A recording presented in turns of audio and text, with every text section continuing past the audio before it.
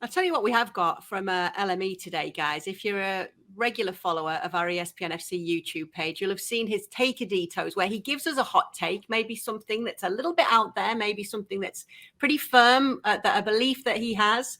He puts it out there on Takeadito, and he usually defends why. Today, he's going to bring it into the show here. Luis, what have you got for us? Well, I don't think I'm going to have to defend too harshly here because of just everything that I've been hearing from Shaka and Dallin and you and everybody chiming in. But it's 3-1, okay, Murray, and it's part of it an apology based on what Dallin literally just said. When Mikel Arteta took over this club, I actually was very hesitant about it, to the point where, like, obviously after that rough period, I said that, they should fire him. That's literally what I said. Well, guess what? My Takeadito today says this. Even including Napoli, who are doing amazing in Serie A, to me, right now, Arsenal are the best team in Europe. Mikel Arteta is the best manager in Europe.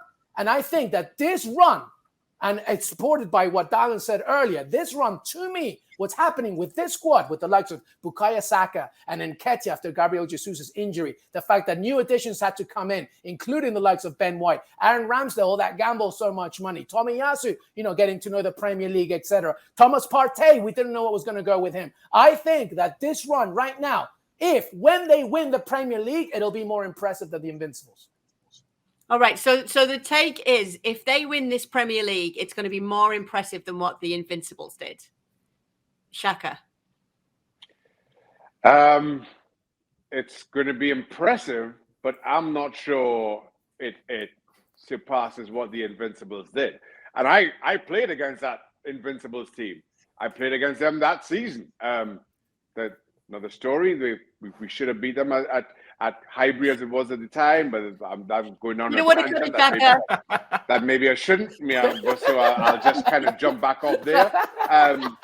But you're not bitter. You never think about it, right? No. I'm not the kind of guy that carries around a 17-year grudge at all. But to that point, no. If Arsenal go ahead and win it, impressive without question. But I don't put it above that 2000. No, that was 2003 and 4. 2004. Yeah, I don't put it above that season.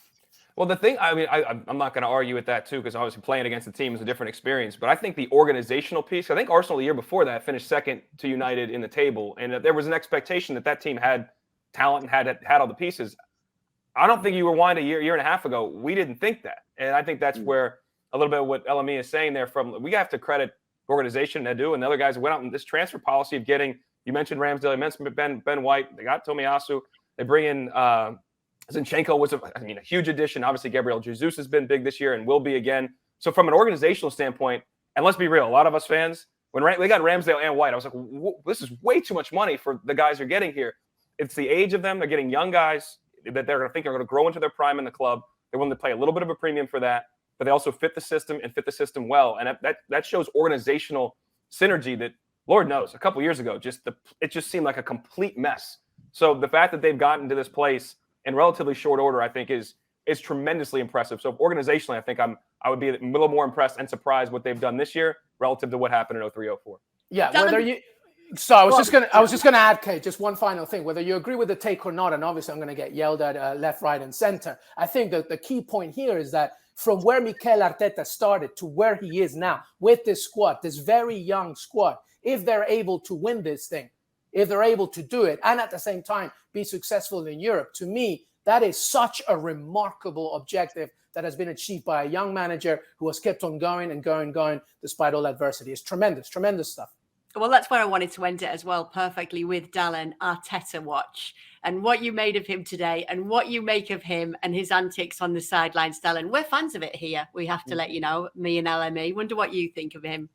I love him. I loved him as a player, and I like him. I love him as a manager. Now, sometimes he's going a little too nuts on the sideline. I'd like to have some composure, especially with a young team, but you also don't want to tell a manager or a coach to not be who they are. So that comes through every single day, and today he got a yellow card, and that's no surprise either.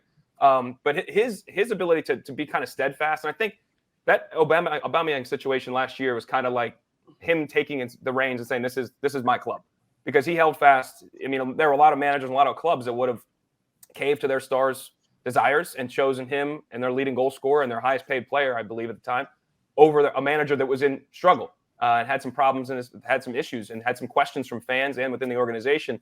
But he stayed steadfast in his belief that this is the right way to go, that we part ways. It's addition by subtraction.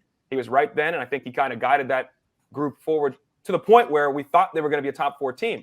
They go through that adversity and that collapse, which was hard for all of us to watch.